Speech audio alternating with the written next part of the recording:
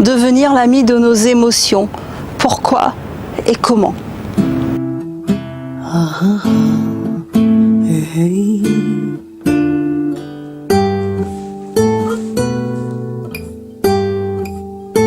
Bonjour et bienvenue sur la chaîne, je suis Roubina Kodadine.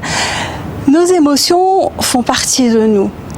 Certains d'entre nous avons du mal à ressentir nos émotions, en avons peur. Certains d'entre nous sont des bombes émotionnelles et les ressentent tout le temps.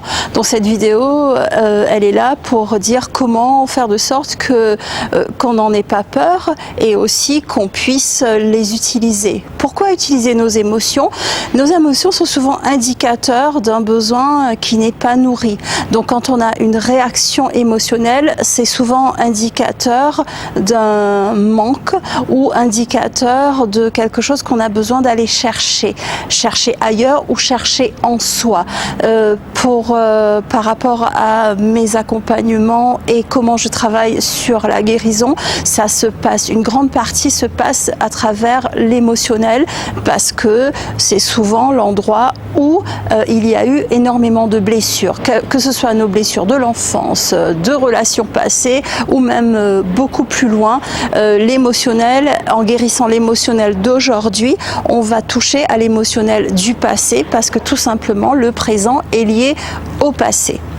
Alors voilà une des raisons de pourquoi c'est important d'être ami avec nos émotions, d'autant plus qu'on dit que si pour vous, vos émotions sont un peu vos ennemis parce que soit vous en avez peur ou vous ne voulez pas les ressentir ou vous trouvez qu'il y en a trop, on dit souvent que gardez vos amis proches mais gardez vos ennemis encore plus proches. Donc c'est tout à fait vrai par rapport aux émotions également, parce que comme je disais là, ça nous aide aujourd'hui, ça empêche également des maladies. Là, c'est pas du charabia spirituel, c'est réel,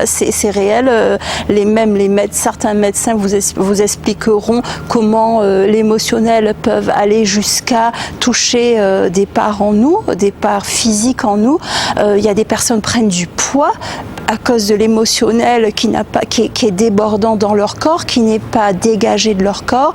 Donc autant de raisons pour faire de sorte que nos émotions soient nos amis et non pas nos ennemis. Maintenant, comment le faire?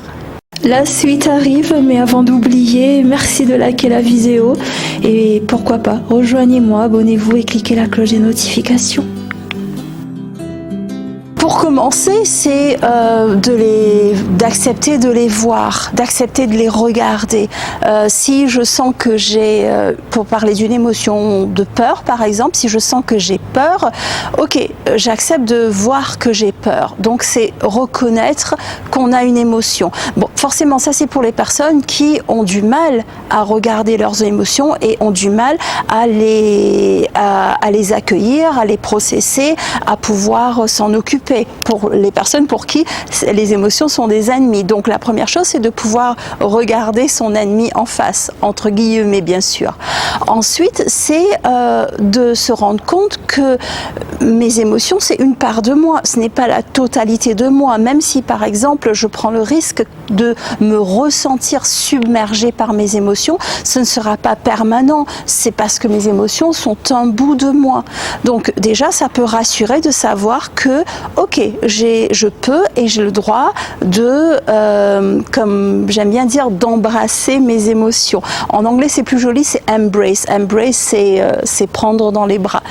Ensuite, la troisième chose, c'est de voir qu'est-ce que j'en fais de mes émotions. Si vous êtes accompagné par quelqu'un, c'est super. Si vous n'êtes accompagné par personne, il faut savoir que les émotions sont des messages du corps qui nous demandent d'être libérés et d'être réparés. Donc au fur et à mesure qu'on apprend à regarder, à accepter et à accueillir les émotions, on va apprendre ensuite prépare plus tard à les apaiser et à réparer éventuellement ce qui a besoin d'être réparé par rapport au message des émotions. Donc là, je vais mettre la vidéo qui va apparaître par rapport au message des émotions. Je vous invite à regarder cela et ensuite de me laisser en commentaire pour me dire est-ce que pour vous, vos émotions sont vos amis ou vos ennemis. Je suis curieuse et je vous remercie entre-temps.